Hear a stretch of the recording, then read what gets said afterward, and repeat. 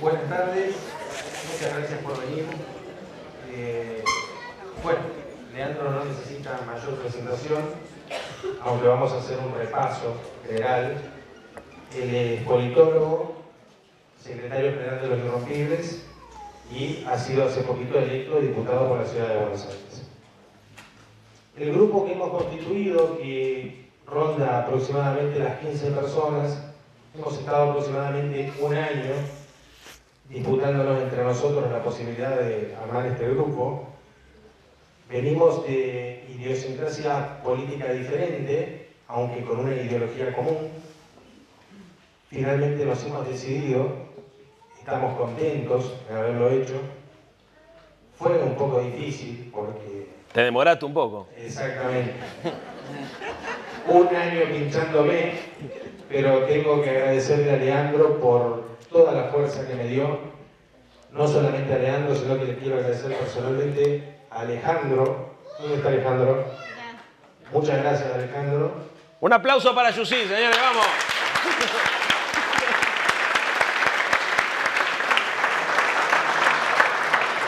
Y queremos agradecerle también a uno de los brazos derechos de Leandro, que es Rubén Cox, que lamentablemente no pudo estar acá, pero que estamos seguros que este video lo va a ver, porque este espectáculo lo estamos grabando. Perfecto. Y desde acá queremos mandarle un fuerte abrazo, porque para armar un grupo político no solo que cuesta errores, sino que además te genera muchísimas inseguridades, que si no hay alguien permanentemente emitiéndote una opinión al respecto para el lado hacia dónde tenés que ir, es prácticamente imposible, más en los tiempos que vivimos hoy. Entonces, bueno, esta es mi humilde introducción. No tengo mucho más para decir, más que agradecerles y pedirles, bueno, que estén atentos a que nosotros nos vamos a mover en la militancia y vamos a estar permanentemente invitándolos, ya que hemos venido haciendo un trabajo, si bien interno, que nos ha puesto muy ansiosos y muy contentos porque ya hay mucha gente que nos quiere acompañar. Así que bueno, esta fue mi pequeña introducción. Yo quisiera saber, vos, Hernán, ¿querías decir algo? Algo muy breve. Primero, bueno, reiterar el agradecimiento por la presencia. Conozco a muchos de los asistentes, a otros no, pero una cosa queda absolutamente clara. Creo que hay algo en común. Todos los que están acá, digamos, están de acuerdo en que este gobierno la está haciendo muy mal. Nos está haciendo la vida muy, pero muy difícil. Y creo que claramente estamos buscando, a ver, es un 5 de enero, en Esquel, en víspera de Reyes. Nos reunimos acá a las 8 y pico de la noche, tratando de encontrar algunas ideas en común, digamos, para ver cómo enfrentamos o cómo confrontamos con este modelo neoliberal que se viene con todo. Bueno, es un gran inicio. Yo estoy totalmente agradecido por la presencia de todos y cada uno de ustedes, de todas y cada uno de ustedes. Y la verdad es que me parece que es un buen comienzo para comenzar a aglutinar, no por mera reacción, sino justamente a todos los que estamos del lado del Proyecto Nacional y Popular, con los matices y con las militancias y las historias personales de cada uno de nosotros y de cada una de nosotras, y que creo que en realidad en este momento requieren una organización, una unidad en la acción y llegar a tener algunas efectividades conducentes, como decía en mi partido cuando se ocupaba de la gente. Bueno, los dejo entonces con Leandro y lo escuchamos a él. Vamos.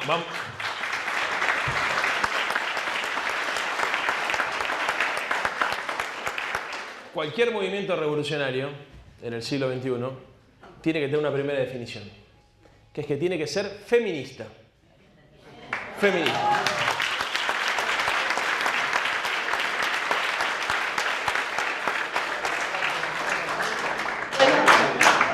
Buenas tardes a todos. Yo creo que yo sí los conozco a su gran mayoría de los que están acá y en su gran mayoría compartimos los ideales y creo que esa es la base fundamental de esto que nosotros venimos trabajando. Por ahí este grupo lo que no encontrábamos era un lugar donde poder expresarnos y encontrar a Leandro fue una punta. Siempre le digo yo que su forma de manejarse, sus palabras, nos identifica fuertemente. Así que acá estamos acompañándolo ya hace un año, casi que lo conocemos. Y bueno, pegamos, como dicen los chicos, pegamos onda. Así que los dejo con él, creo que lo conocen y va a ser muy rica la noche. Muchas gracias.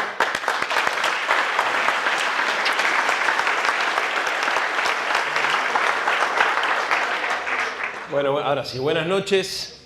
Primero que nada, los agradecimientos de rigor. Primero las disculpas por haber llegado tarde.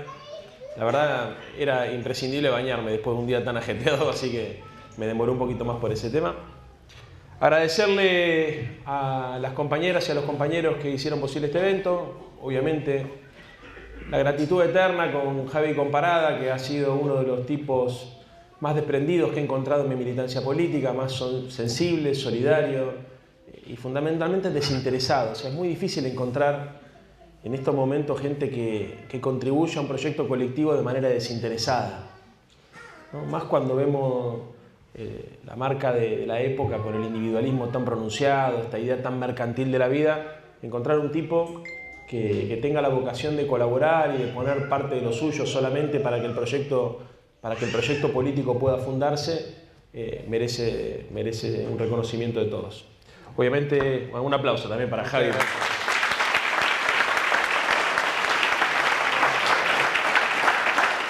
Nombre de él a todos los compañeros y a Jackie para reconocerle a todas las compañeras. Yo decía recién, en serio, el tema del feminismo. Es una discusión que nos tenemos que dar. Si somos una sociedad igualitaria o pretendemos ser una sociedad igualitaria, es absolutamente inaceptable que los varones cobren más que las mujeres o que los varones tengan más derechos que las mujeres y que incluso tengan más posiciones de poder que las mujeres. Se avanzó mucho con el tema de la paridad de género en la conformación de las listas. Yo siempre le digo a las compañeras, y aprovecho a las compañeras que están militando, que están esta noche acá, pero que militan tanto en organizaciones sindicales como en organizaciones políticas, que no se conformen solamente con integrar estatutariamente o por cupo las listas. Que eso es una conquista importante, pero no es suficiente. Para que el movimiento popular sea verdaderamente feminista, tenemos que obligarnos todos a incorporar a las compañeras a las mesas de discusión donde se toman las decisiones políticas. A veces los espacios informales de construcción de poder y de toma de decisiones son mucho más importantes que los espacios formales. Y yo, que tengo varios años en la rosca militante y en la rosca política, he descubierto que muy pocas veces hay mujeres sentadas en la mesa donde se discute la política, donde se define la política, donde se construyen las listas, donde se toman las decisiones finas. Y esto creo que es una exigencia que todos deberíamos tener y fundamentalmente, creo yo, los que queremos construir una sociedad más justa y más igualitaria, partir de la premisa que no se puede ser coherente con esta posición si nosotros no reconocemos este hecho. Pero bueno, la conversación de esta noche tiene como objetivo pensar entre todos qué podemos hacer para enfrentar al neoliberalismo. Y creo que es imprescindible hacer una caracterización primero, porque muchas veces hablamos del neoliberalismo y damos por sobreentendido que todo el mundo entiende qué se refiere, y tal vez sea necesario hacer algunas precisiones para poder ajustar el diagnóstico.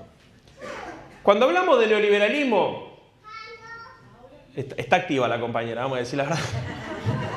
Hablamos de feminismo y hablamos de rebeldía y está bien que esté activa, pero cuando hablamos de neoliberalismo, esencialmente de lo que estamos hablando es de la construcción de un modelo social que se funda sobre una idea desigual, donde se impone un concepto individualista de organización de la sociedad.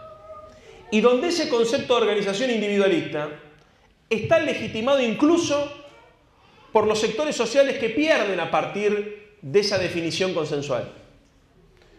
Ayer lo charlábamos en Canal 43. Sí, Red 43. En Red 43 decíamos, bueno, uno de los problemas que nosotros estamos identificando es que incluso las víctimas del sistema contribuyen a la legitimidad del sistema acompañando a sus verdugos.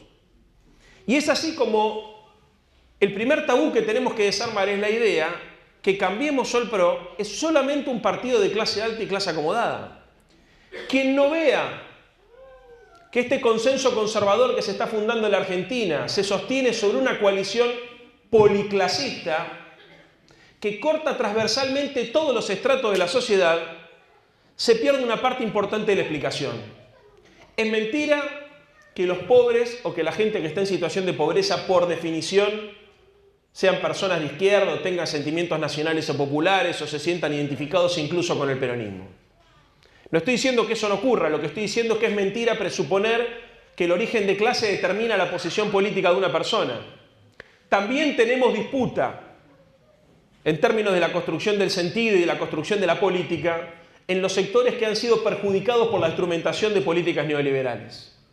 Por eso es complejo también el debate, porque incluso cuando nosotros desde las clases medias, la mayoría de los que estamos acá, reconozcámoslo, somos de clase media, pretendemos dar un debate profundo y conceptual sobre la realidad, nos encontramos con que los sectores dominantes que forman sentido y que son los que construyen el sentido común en la Argentina, nos ponen frente a la contradicción de encontrar sectores populares que reclaman incluso mano dura para resolver el problema de la inseguridad, que reclaman libre mercado para resolver los problemas económicos, o que justifican, por ejemplo, el abuso de autoridad en cualquiera de las esferas del orden social, ¿no? Hemos visto, por ejemplo, incluso con el caso de Santiago Maldonado o con el caso de Rafael Nahuel, un chico que ha sido matado por la espalda, asesinado por la espalda por la prefectura, y un chico que ha sido ahogado como consecuencia de una represión ilegal, donde hay un sector de la sociedad, sin comillas, que justifica el accionar de la gendarmería y de la prefectura diciendo que no tenía nada que hacer cortando rutas, ¿no? O sea, fíjense ustedes la perversidad y a la insensibilidad a la que nos lleva muchas veces este sistema, porque el neoliberalismo, compañeras y compañeros, antes de ser un proyecto económico, es por definición un proyecto cultural. Si queremos definir qué es el neoliberalismo y qué tenemos que superar, bueno, sepamos que tenemos que desmantelar el neoliberalismo cultural. La estructura de valores que le da sentido a una política de ajuste, que legitima una sociedad desigual y excluyente, que funda un orden social sobre una idea excluyente de la sociedad y represiva, que mercantiliza las relaciones humanas y que incluso llega a mercantilizar las relaciones más íntimas, las relaciones familiares. Cuando uno, por ejemplo, encuentra una pareja y que se separa, dice, ¿y por qué se separaron? Porque no me servía. Yo no ganaba nada. ¿Qué me daba fulano, fulano? Fundamentamos buena parte de nuestras acciones individuales con la lógica del mercado.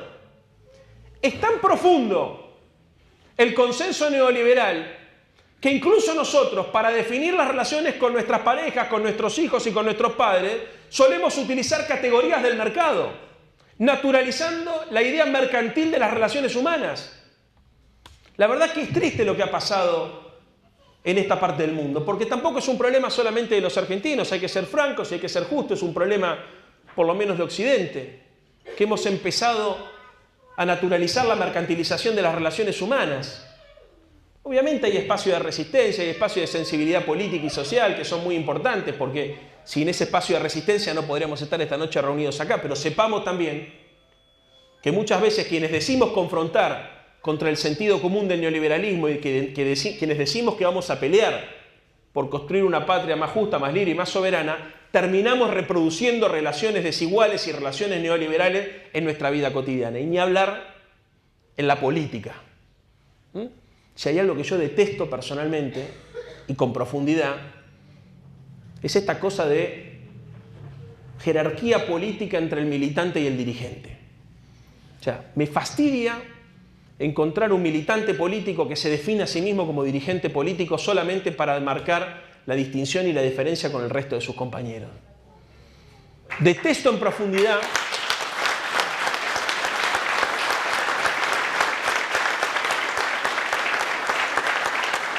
esta suerte de división intelectual y física del trabajo, donde el dirigente hace solamente el trabajo intelectual y le deja a la base militante el trabajo físico.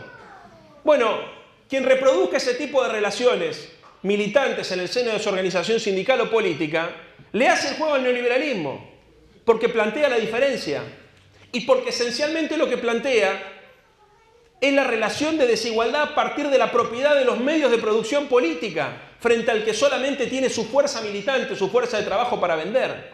Nosotros también, compañeras y compañeros, dentro del marco del proyecto nacional y popular, Hemos construido élites y segmentos sociales que se diferencian y que buscan diferenciarse, reproduciendo la lógica neoliberal, entrando en contradicción con nuestro discurso público. Porque existe una contradicción importante entre el discurso público y el discurso privado de muchos de nosotros. Y yo no me excluyo.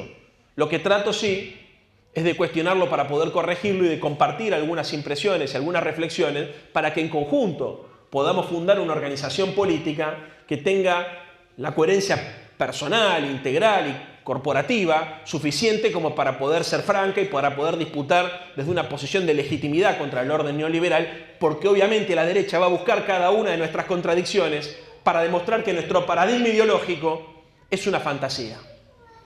Decíamos también ayer que uno de los problemas que tenemos para confrontar contra el neoliberalismo es una suerte de lógica fatalista y de la resignación, que también se ha apropiado de buena parte de nuestro sentido común. ¿Por qué la derecha es eficiente a la hora de modelar el sentido común y de conseguir que sectores populares lo acompañen? Porque tienen lo que ellos denominan una postura pragmática y realista.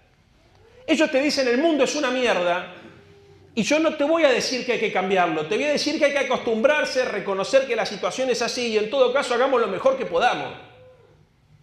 Ellos no se hacen cargo de la responsabilidad que tenemos nosotros de cuestionar las estructuras, de cuestionar en profundidad el sistema político, social, jurídico, económico, cultural que ordena la Argentina y que ordena las democracias en Occidente. No se lo plantean. ¿Y entonces qué resulta? Resulta que es cómodo plantarse en ese lugar, porque es fácil y cómodo ser de derecha. Alcanza con repetir las verdades que dice la televisión. Alcanza con resignar la posición social que te tocó en suerte. No tenés que pensar, tampoco tenés que luchar. Basta con que seas un consumidor y que te asumas como consumidor y que busques una democracia delegativa y consumista, liviana, pragmática. Y entonces ahí lo que te proponen es votar un buen equipo de gente que seguramente con buenas intenciones y en equipo te van a resolver todos los problemas para que vos no tengas otra cosa que hacer más que reproducir tu fuerza laboral y salir a consumir o aspirar a consumir, porque incluso te prometen el consumo pero no te lo dan, entonces te generan una cierta angustia porque vos para hacer tenés que tener y al mismo tiempo la economía no te permite tener. ¿No es cierto? Porque vos si querés ser una persona importante y te querés comprar unas zapatillas caras o cambiar el auto y tener un 0 kilómetro, tenés que acceder al crédito y entonces vivís endeudado todo el tiempo y trabajás para pagar la deuda y en definitiva, como diría el Pepe Mujica, la deuda se paga con tiempo y el tiempo es vida. Y terminamos poniendo nuestra vida al servicio de un sistema de consumo que no determina nada.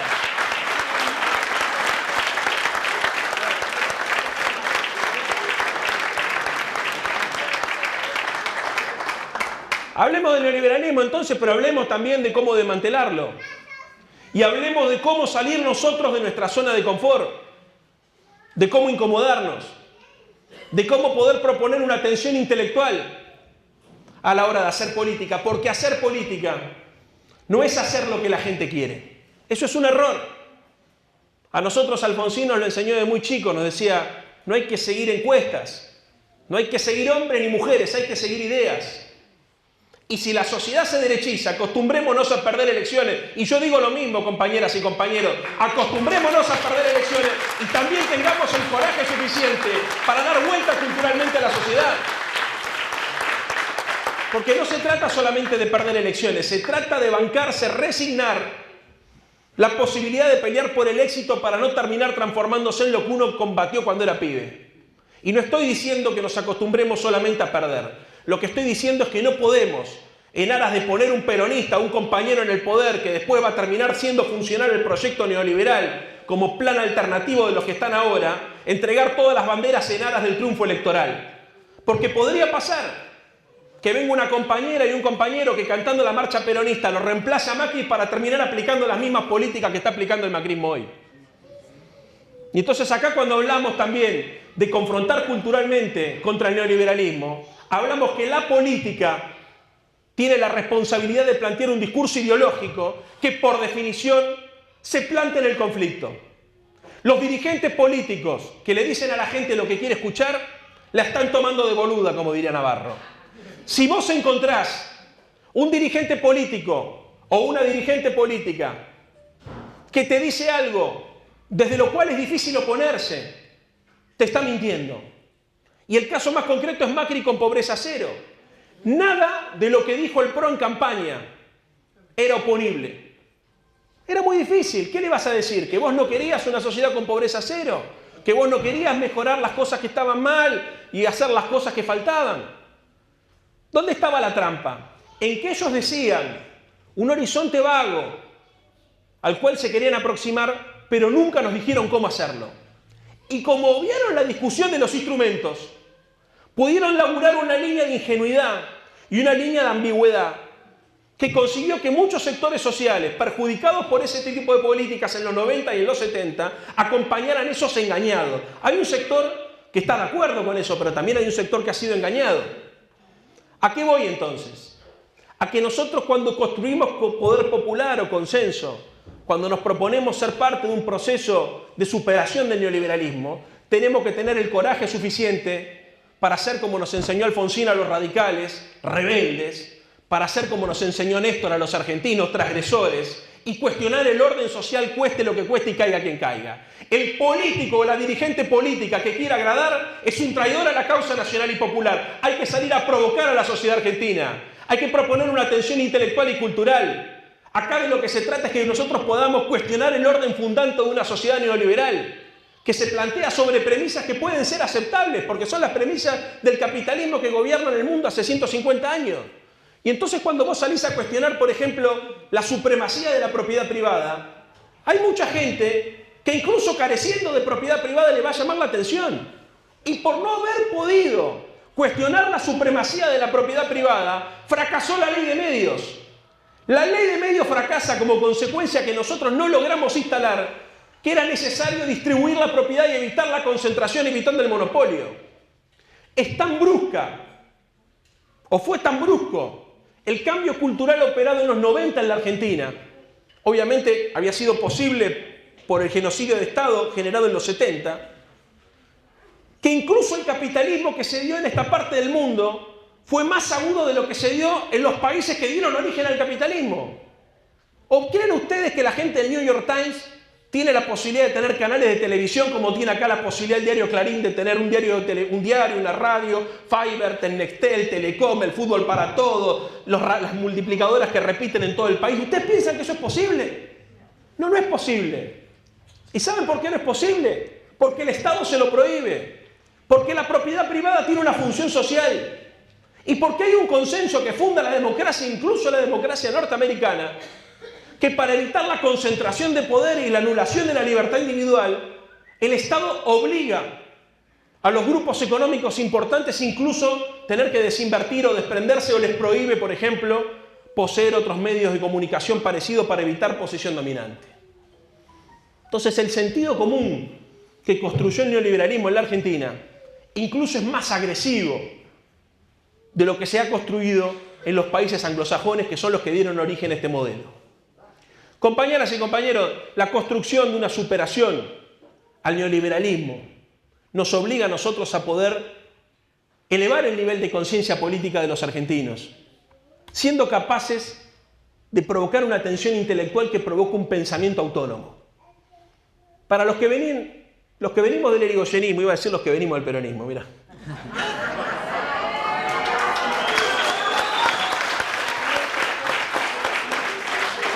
Igual les voy a explicar, encuentro un punto de contacto muy fuerte entre el irigoyenismo y el peronismo, en tanto y en cuanto fueron partidos que se propusieron y proyectos históricos que se propusieron expandir la democracia, de la democracia formal a la democracia política y de la democracia política a la democracia social, el caso del peronismo, y que trabajaron siempre por la reconstrucción de la soberanía. Cuando nosotros hablamos de la confrontación contra el neoliberalismo, lo que hablamos en realidad es de la construcción de la soberanía colectiva y de la soberanía individual, de cortar las cadenas. Y esa construcción es compleja, porque aunque parezca mentira, es difícil ser libre. Cuesta pensar, cuesta luchar, cuesta tener que bancarse una opinión que no sea homogénea y hegemónica. Cuesta. Y vaya si nos cuesta, que incluso muchos de nosotros hemos tenido problemas con familiares, con amigos, nosotros con partidos políticos inclusive. Porque justamente nosotros no nos resignamos a la idea de ser solamente gente que agrada o gente que lo que busca es el favor o el favor electoral. Lo que nosotros buscamos para desmantelar el neoliberalismo y construir una sociedad más justa, más libre y más igualitaria es construir un sujeto político autónomo, independiente, soberano, que tome decisiones en función de sus propios intereses, que no asuma que los intereses de los poderosos son los intereses generales. Carlos Marx decía que las ideas dominantes de una época eran las ideas de las clases dominantes de la época. Y es tal cual lo que pasa hoy. Hoy te quieren explicar que se le necesitan recortar 100.000 millones de pesos a los jubilados para poder bajarle ganancias a las empresas multinacionales o a las mineras. Porque lo que es bueno para la minera, lo que es bueno para Techín, lo que es bueno para Pérez Compán es bueno para la Argentina. ¿Y saben qué? No siempre es bueno. A veces sí, pero muchas veces no.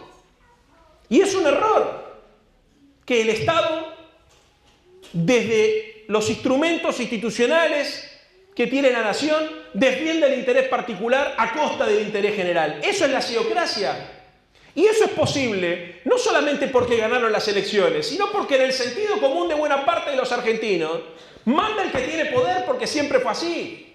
Y entonces lo que para nosotros es una aberración jurídica, política, incluso moral y ética, que es que el presidente de la Shell, por ejemplo, está al frente del Ministerio de Energía o que el presidente de la Sociedad Rural está al frente del Ministerio de Agroindustria, y nos parece una herejía política inaceptable, incluso para los liberales en la Argentina de buena fe, no los neoliberales, para buena parte de la Argentina, es la consecuencia natural de esta construcción cultural que es el neoliberalismo, que se funda también sobre la lógica de la resignación, sobre la lógica del más fuerte, lo que nosotros denominamos el darwinismo social.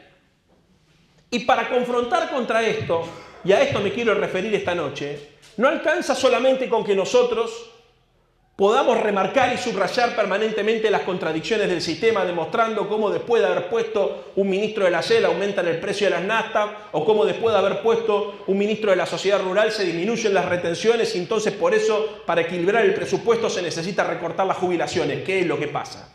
Eso alcanza, pero no es suficiente. No alcanza con contarle a los ciudadanos de nuestra patria qué es lo que está pasando más allá de lo que cuenta el diario Clarín y La Nación. Nosotros tenemos que salir a cuestionar la estructura de valores que está atrás de eso. Tenemos que salir a cuestionar, además de los acontecimientos de gobierno, de los hechos concretos de gobierno, los valores que sostienen el sentido común que habilita que eso se dé. La discusión política para nosotros pasa esencialmente por poder destruir el núcleo de valores de una sociedad egoísta, excluyente, mercantil y desigual. Es una batalla cultural, es una guerra ideológica la que tenemos que librar. Hay que construir una contrahegemonía. Quien milite en política o quien se siente convocado a la construcción de una alternativa política al neoliberalismo tiene que ser consciente que tiene un rol irrenunciable, que es el de docente. Un militante político es un docente que tiene que dar una batalla ideológica, que tiene que dar una batalla cultural, que se tiene que comprometer con lo que piensa, que tiene que tener claridad conceptual y cultural a la hora de enfrentar el modelo y que tiene que salir de la zona de confort e invitar al otro al que salga de su zona de confort. Y esta batalla cultural se sostiene sobre un pilar fundamental, que es la ética de la solidaridad.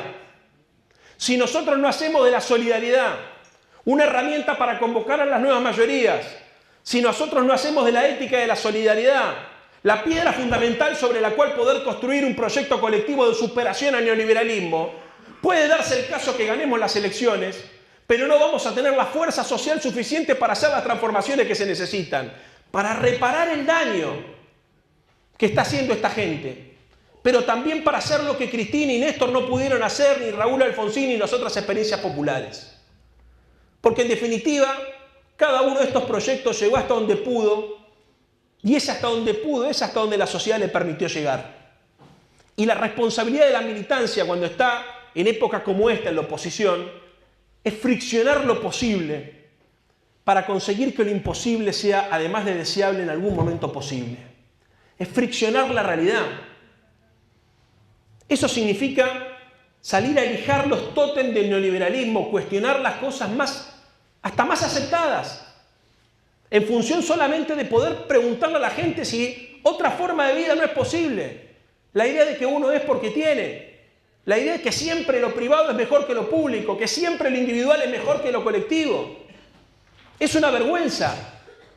Una vergüenza que militantes políticos populares no tengamos la capacidad de cuestionar esto que es elemental y que nos acostumbremos y que nosotros también naturalicemos estos conceptos y estas premisas culturales transformándonos en lo que combatimos cuando decidimos sumarnos a una organización política.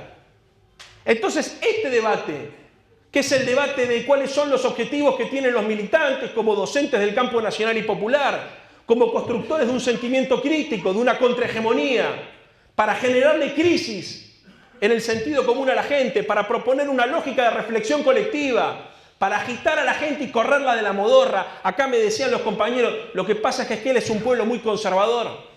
Bueno, si es muy conservador, nosotros tenemos que ser muy revolucionarios. ¿O qué mierda se imaginan que va a pasar desde la conformidad y la comodidad?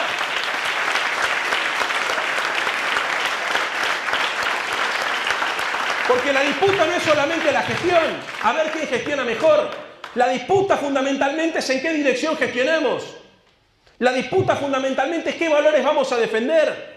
No solamente lo que no queremos, sino lo que deseamos. Si yo deseo una sociedad donde la lógica fundante sea la solidaridad, donde la militancia política tenga la capacidad de ejercer en la docencia un horizonte ético deseable, que es la construcción de una comunidad organizada. Miren, el general Perón decía que cada uno de nosotros tenía en su mochila el bastón de mariscal para llevar adelante la batalla, y hablaba también de una comunidad organizada. Y lo mismo fue la fundación de la Unión Cívica Radical. Era una religión laica. Hipólito Yrigoyen le pedía a los que lo acompañaban que vayan a luchar por la causa de los desposeídos. Y entendía que el conflicto entre el régimen falaz y descreído y los desposeídos era el conflicto que iba a fundar una democracia para todos. ¿Es consenso la democracia? Por supuesto que es consenso, pero también es conflicto. El que te dice que es solamente consenso se está olvidando una parte.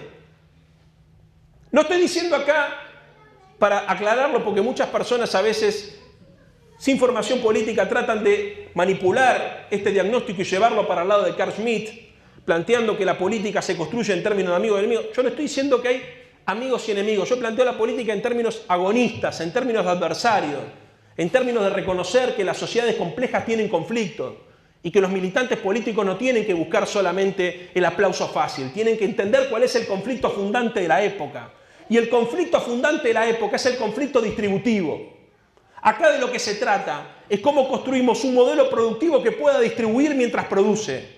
Cuestionar las dos cosas. Y construir un modelo productivo y distributivo igualitario requiere mucho poder social para dar batallas muy importantes. Batallas que van a tener como principal campo de batalla el cerebro, la mente y el sentido común de muchos argentinos.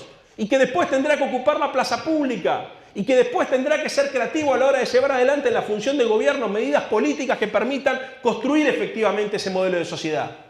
Entonces, un militante político, cuando está en la oposición, tiene la responsabilidad de generar docencia, de sembrar ideas para que puedan florecer los espacios de transformación que hacen que la vida tenga sentido. Militante político que no lucha por la trascendencia, que no tiene la vocación de hacer algo que lo trascienda biológicamente, que se quede en su caso, que se afilie al PRO. Nosotros los que militamos en este espacio no peleamos solamente por nuestros cargos, peleamos por un proyecto de país que nos trasciende personalmente.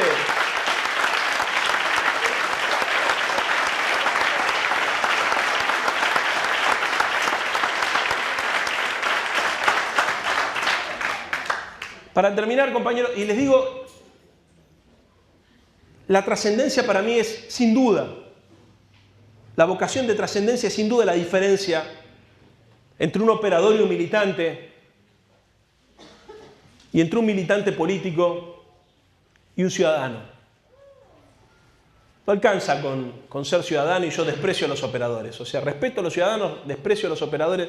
Para mí Alfonsín me enseñó que para ser buen dirigente, uno primero tenía que ser buen militante. Y que para ser buen militante primero tenía que ser buena persona.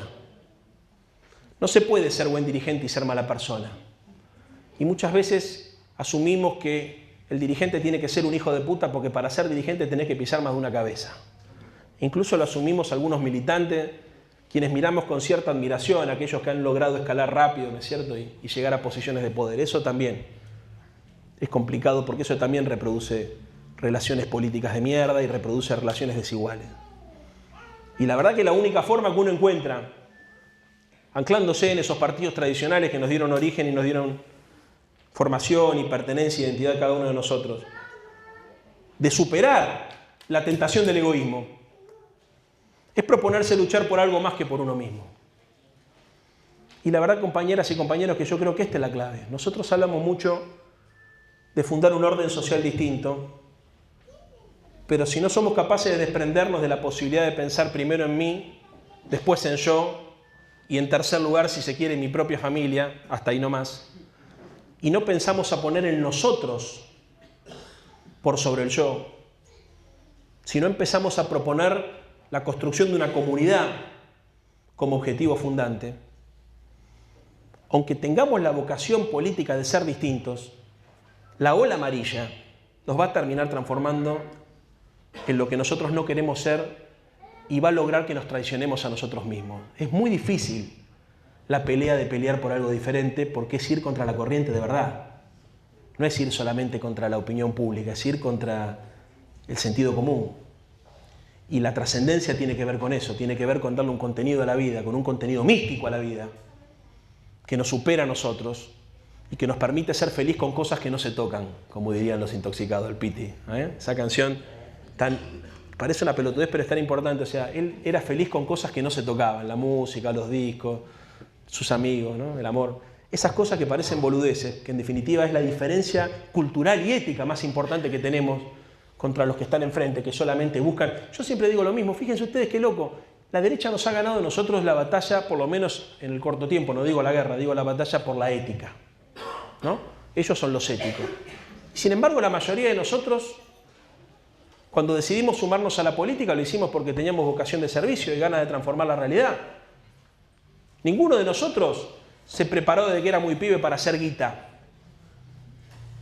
A nadie se le ocurre decir que tal o cual dirigente tiene que ocupar un espacio porque es exitoso en el mercado y demostró que puede acumular dinero, que puede hacer dinero. Fíjense qué diferencia ética importante. Sin embargo, en esta sociedad que valora tanto el dinero, que hace del dinero un dios y del mercado una religión, eso pareciera hoy que legitima. Bueno, para nosotros no.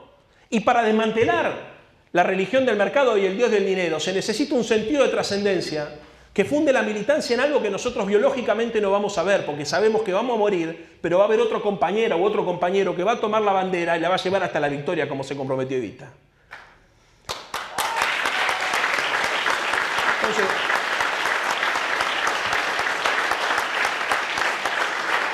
ahora sí, para terminar, miren, yo sé que la pelea es difícil porque los medios de comunicación, la subjetividad, la dificultad que hay para hablarle a sectores que están absolutamente negados a entender otra cosa, la comodidad, el confort, todas estas cosas que ya sabemos que nos pasan a todos, ¿no?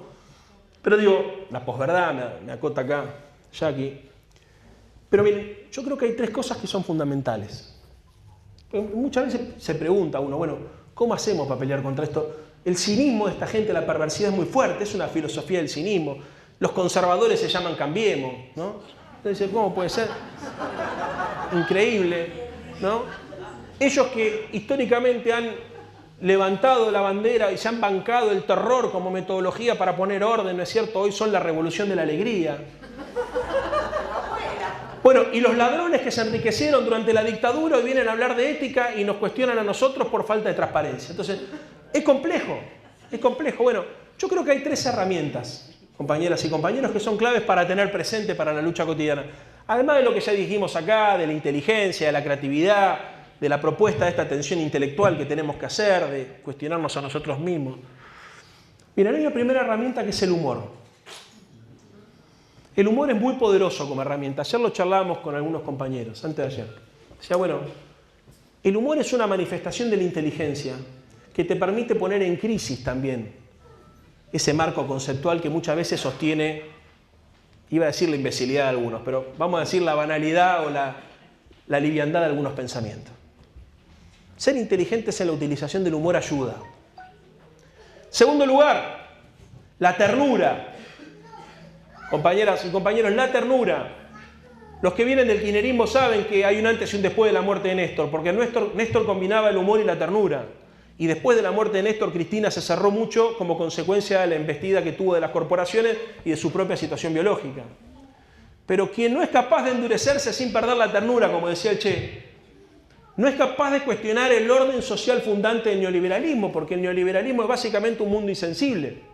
Y si nosotros queremos construir comunidad, necesitamos ser tiernos también. Y recuperar la dimensión de la ternura para la acumulación política. Y en tercer lugar, clave, la pasión, compañeros. Miren, ellos podrán demostrar la alegría con los globos, con los bailes eclécticos de Gilda en cada uno de sus festejos, rememorando los tercer tiempos de los clubes de rugby o rememorando los cumpleaños de 15 en esa lógica boba y festiva. Pero nunca van a poder demostrar pasión en sus acontecimientos y en sus hechos políticos. ¿Saben por qué? Porque la pasión, por definición, es un acontecimiento social colectivo. Uno no puede individualmente ser pasional. Uno, la pasión necesita por lo menos de otro. La pasión se tiene que compartir, es una suerte de alegría compartida. Si alguno de ustedes tiene dudas acerca de cómo pelear contra el neoliberalismo y construir una alternativa, apasionense de sus convicciones y de sus valores, porque la diferencia fundamental para fundar una Argentina distinta es la fuerza de la convicción que surge de sentir que 2, 3, 4, 10 somos más que uno. La pasión determina el cambio social en la Argentina y la pasión es la que va a refundar el proyecto nacional y popular en nuestro país. Interesante, Leo.